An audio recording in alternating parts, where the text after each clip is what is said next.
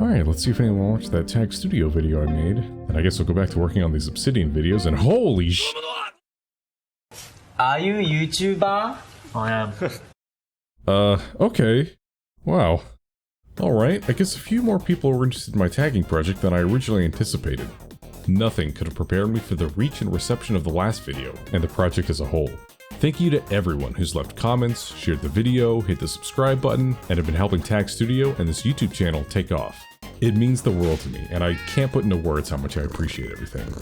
Now, there's a lot, and I mean a lot, of topics and developments I want to go over.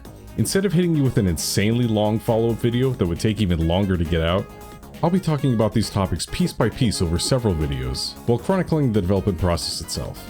In addition to the handful of programs I compared to the last video, so many of you were kind enough to inform me on even more, including HYDRUS. Adobe Bridge? Yeah, that was a big one. HYDRUS is another program that checks off a lot of the boxes for what I want out of a tagging program.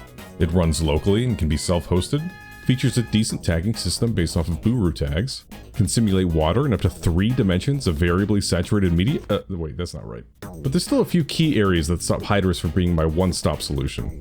These being the naming and inheritance limitations of Buru-style tags, the focus on image and video file types, the reliance on a required directory structure, and, well, the UI leaves something to be desired.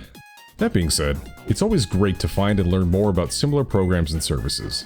Even if they're not the right fit for me personally, they work as a great point of reference for how I'd like my features to operate a bit differently. Or at least, that's what I keep telling myself now that I'm this deep in my own project. Originally, I was going to take my time polishing up the program and only releasing it once it was adequately stable, performant, and feature complete. But those plans quickly changed once the reception to the last video came in. I then switched gears and open sourced the program in a much earlier state, leveraging help from the community right off the bat. Now with around 30 contributors and over 250 forks, it's been a wild past few weeks shaping up this program. Between new features, quality of life improvements, under the hood refactors, and so much more, it's been an absolute blast developing this program with the community. Even through the long nights of tracking down bugs and dreaming up database tables. So how did all this kick off? Wrong chart. First, I took my original roadmap and cut out anything that wasn't absolutely critical for people to use the program. Forget quality of life, I just needed this thing breathing at all. At the core of TagStudio are your libraries. These collections of your directories that include any associated tags and other data with your files. To get this going, all you need to do is go to the File menu, create or open a library, and, nothing's happening. Well, this is why we check these things, to make sure they work before releasing. Alright, let's take a look at the code for this, and... oh. There isn't any. Turns out I'd gotten so cozy in my little personal development environment that I'd forgotten to even port this over to the front end. I'd just been passing the same test libraries as launch arguments for so long that I just assumed something this basic was already in the program. This would be a common theme starting out. Okay, once that was in, and nothing seemed to be immediately falling apart, I put together a readme with some basic installation instructions, guides on the different features of the program, and enough warnings and callouts to make you feel like you were potentially doing something illegal by even visiting the page. As a final precaution, I slapped on some alpha branding everywhere to really drive home that this program was in early development. If a bunch of red marker in all caps didn't convey this, then I don't know what would. Once things were just barely ready enough, I took the plunge and released my program into the world under the GPL3 license. In my initial community post announcing the release, I also announced a new Discord server for the channel. It's where a lot of the shenanigans in this video have taken place. This has been by far the largest open source project I've ever attempted to maintain. I've had some small repos over the years, most recently some of my Obsidian stuff, but they haven't been full-on collaborative projects like this before. For those of you unfamiliar, GitHub has these incrementing numbers that get assigned to open issues and pull requests. Issues being things like bug reports or feature requests, and pull requests being other people's code that they can request to have pulled into the main codebase. On my Obsidian repos, I've gotten a few issues and pull requests opened, but the issue numbers have remained in the single digits. For TagStudio, it was a little over a week before we hit triple-digit issues. Now don't get me wrong, this isn't a bad thing at all. On the contrary. Despite the name, issues can help find and track down bugs, as well as create places for new feature requests and proposals. And for all the pull requests, it's just been great having so many people willing to help out and build the program into something more usable for both themselves and everyone else. It's not often I get to see a piece of software I've made myself running on someone else's computer, and the feeling is absolutely incredible. Even if your initial startup experience is, lacking, you might say. I got quite a few people asking me if the screen on startup meant that the program was broken, since, you know, it's completely mangled. I swear, if you never get to the point where you're sharing your software with others, you just become blind to all the duct tape holding it together. At least there wasn't any actual glitch. Oh, wait, that's not supposed to look like that. See, the trouble with making a cross-platform program is that you get introduced to entire new worlds of issues. The menu bar didn't work properly on Mac. The dark theme didn't work on Linux, sometimes. The light theme made most of the text and icons illegible. Files couldn't be opened on Linux, sometimes. And don't even get me started on issues with Python versions. Basically, if it was Tuesday and you tried printing something, well, good luck. Now, this wonderful world of issues was just for the lucky folks who actually managed to get the program running. Due to this literally being a bunch of Python scripts on my computer I was developing with, I didn't exactly have a good installation process for users. It went a little something like this. First, download the repository folder. Next, install the correct version of Python. Note, this has about a 50% chance of causing issues later. Activate the virtual environment with one of the following commands, depending on your operating system. Install the required packages with this command. And then finally, launch the program with this command, or by using one of the launch scripts. Now, I hope the path variables in your Python installation are set up correctly, and that you actually have the right version of Python, and that the alias for Python on your system is set up correctly, or else that could lead to a mess of troubleshooting, now couldn't it? One thing that had been creeping in the back of my mind since putting out the first video was just exactly how far TagStudio could be pushed. Lots of people were looking for something that could handle terabytes of files. Now, I could really only speak for how many files I could throw at it, but as soon as it was out there, people were quick to see just how far the program could be pushed. And, well, it had some issues at first, but most of the initial bugs weren't actually related to overloading the program with too many files. Once those were ironed out, the program could actually chug along, taking in several hundred thousands of files. That being said though, the program has a long way to go as far as optimization goes. A lot of this can come down to caching frequent data and things like thumbnails. Speaking of which, I realized I wasn't too clear about how exactly I'm storing the metadata, you know, in the video I made explicitly complaining about how metadata can be stored. So for each of your TagStudio libraries, all of your metadata gets stored in a central database file. No individual sidecar files to be seen. Each library has its own database, meaning that all the data can be separate from your files, and different libraries can associate different data with the same files. Kind of a niche use case, but can still come in handy. Now this approach does introduce a few issues of its own, namely with moving, renaming, and deleting files outside the program. If a file is moved, the program then has to search for and relink the file to its new location. It's not too bad, but it gets trickier if all your files don't have unique names. Then, there's the case if you rename a file. To deal with this, the program would need some sort of hint of what the file was like before and after the rename, since on paper there's no difference between renaming a file and a case where you've deleted one file and added a new one. To help with this, the program could leverage things like hashes and checksums to compare against potentially renamed files. And lastly, there's cases where you just straight up delete files. This isn't too bad because you can just tell the program that, hey, this file doesn't exist anymore. I don't need this entry in my library. Some of these techniques already exist in the program as it is, but there's a long way to go before things are really fine-tuned. The closer this system can get to being fully automated, the better. Please, I just don't want to use sidecar files. Currently, there's only one main directory per library, but this is something we're planning on expanding in the future. Hey, I get to say we now. So what exactly do I mean by central database file? Well, currently things have been stored in one big JSON file that gets loaded on startup and that gets dumped back to disk on saving. This was okay for early prototypes, and was especially helpful before the data became too complicated, but now it's just sort of holding things back a bit. The plan has been to migrate things over to a SQL-based database, such as SQLite, but I'll save that story for later. Just transfer what you have in the JSON structure to SQL. How hard could it be? How long could it possibly take?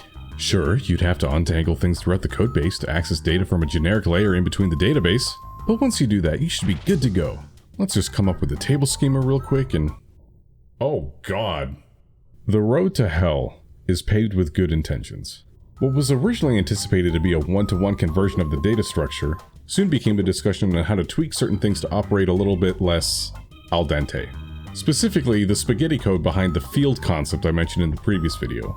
Fields have been a source of headaches for me and other users who've had to brush up against this extra layer when adding tags to entries. This was something I've been wanting to change before even putting out the program initially, so changing it now would still be great. But, you know, since we're already changing things, there's been some other ideas involving tags and fields I've had floating around, and it seems like I'm not the only one. How about allowing tags to have their parent tags be overwritten on a per entry basis? Maybe you have a tag built up of several parent tags, but in just 1 or 2 instances, you have a file that misses one of those attributes. What if you want to find pictures of Mario, but only when he's wearing overalls? Sometimes he doesn't. So you don't keep overalls as a parent tag. So then on an image like this, you would tag it with Mario, Luigi, and overalls, since overalls can't always be part of these characters now. But if you just search for Mario in overalls, expecting to see him in his signature denim drip, you might be shocked to see this guy pop up on your screen. Now this only came up because it technically matches our search. It's got Mario and it's got overalls. But what we really wanted was a relationship between Mario and the overalls. Remember how this was the database migration part of the video? Do you see how much of a feature mudslide this process has been? We started off talking about SQL tables, and now I'm ranting about shirtless Nintendo characters. Although, he does put the stud in TagStudio. Okay, I'll come back to these ideas a little later in the video. There's something a bit more urgent I want to talk about. The most recent feature I was working on for TagStudio by myself was multi-selection, and the ability to add tags and other data to multiple entries at once.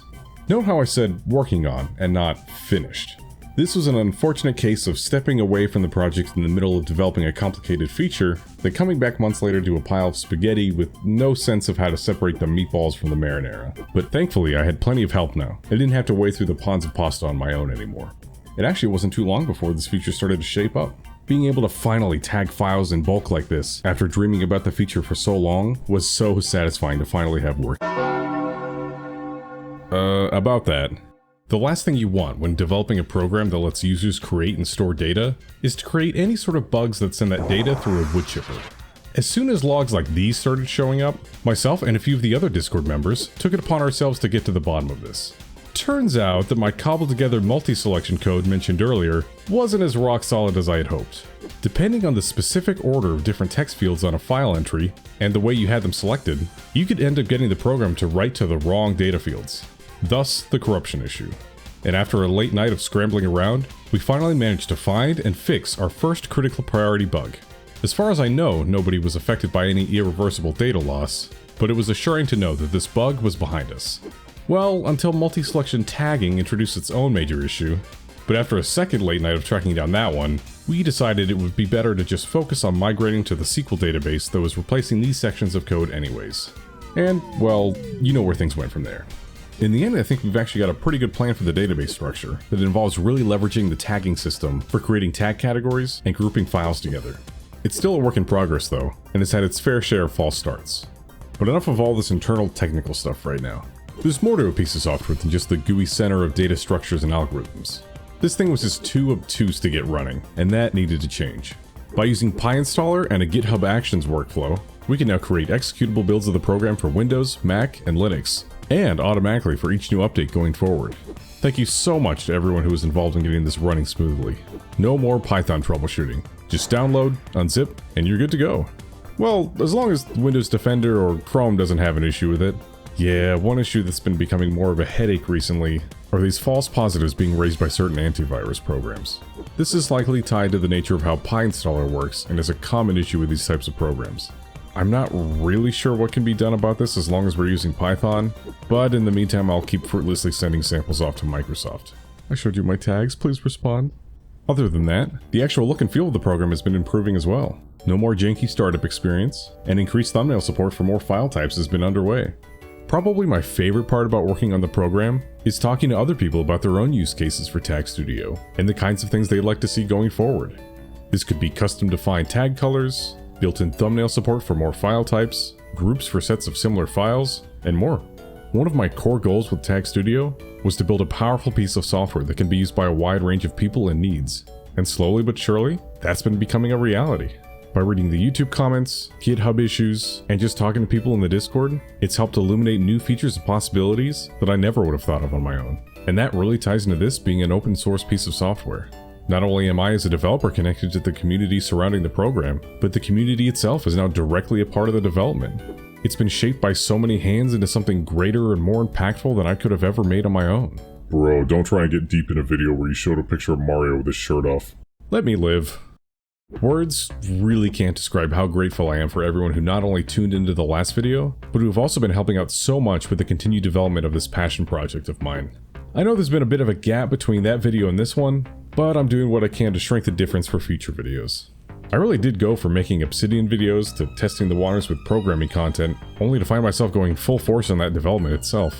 Speaking of which, I actually do have some new Obsidian videos in the works, as well as plans to keep up these sort of devlog progress reports on TagStudio. Oh, and before I forget, I'll be starting development streams for TagStudio over on Twitch, so if you'd like to see me debug code and lose my sanity over database schemas live, then go over there and drop a follow. I'll have that, the Discord server, and everything else linked in the description. Anyways, I've been Travis, and thank you so much for watching. See you in 3 months. Not if I see you first.